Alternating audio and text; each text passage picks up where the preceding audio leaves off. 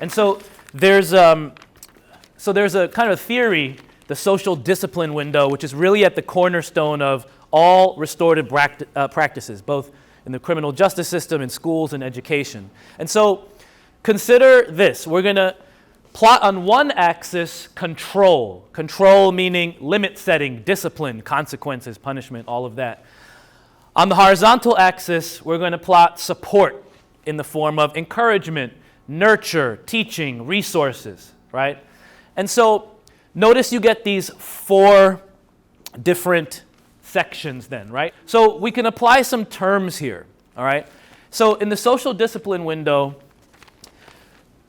somebody very high on control, focusing exclusively on discipline, low on support, we call that punitive, or doing things to people.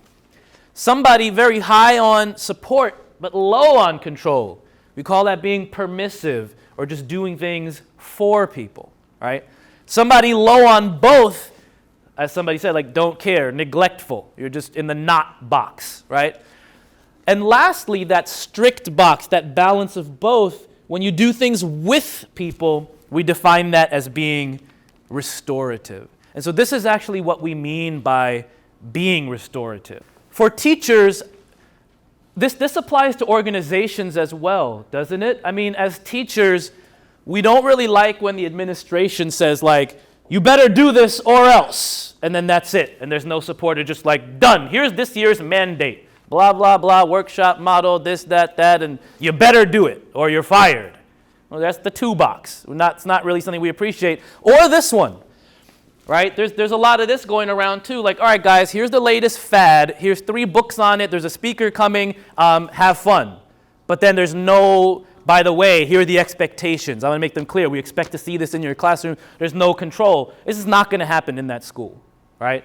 And so we, even as employees, as school employees, hope that our administrations do things with us as well, provide control and support. In New York City right now, just this week, the principals union sent an angry letter to our chancellor and our mayor, right? And so the anger is over the use of restorative practices and the evolution of school discipline in New York City. So by 2011, out-of-school suspension in New York City was outrageously out of control. Everybody gets suspended. You look at me funny, you get suspended like Oprah, you, everybody gets suspended, everybody. Everybody has a suspension letter under their seat right now. That was New York, right? It was out of control. And so mayor, chancellor came in, it's like, this is ridiculous, and obviously the statistics support that not only are there tons of suspensions, who's disproportionately represented? Children with IEPs, students of color, students who live in poverty. Way disproportionately represented in out-of-school suspensions, right? So they're like, okay, we have to do something about this. We're going to cut suspensions. You're no longer allowed to just suspend a student on a whim. You can't just throw a kid out for a non-violent offense. You can't. Now today, we have this new chancellor coming from a progressive background who's saying, all schools, I want you to use restorative practices. So they're saying, so I get why the principals are writing this angry letter, because they're saying we feel like our hands are tied. You're telling us not to suspend kids anymore. So you're controlling us. You're telling us to use restorative practices. You've given us no training. And then restorative practices get a bad name in the press. And you hear the newspapers writing, oh, all the principals have their hands tied. It's just a slap on the wrist. Nothing good is happening. Well, we didn't give people support. So of course they're going to be angry, right? So this is an organizational issue as well.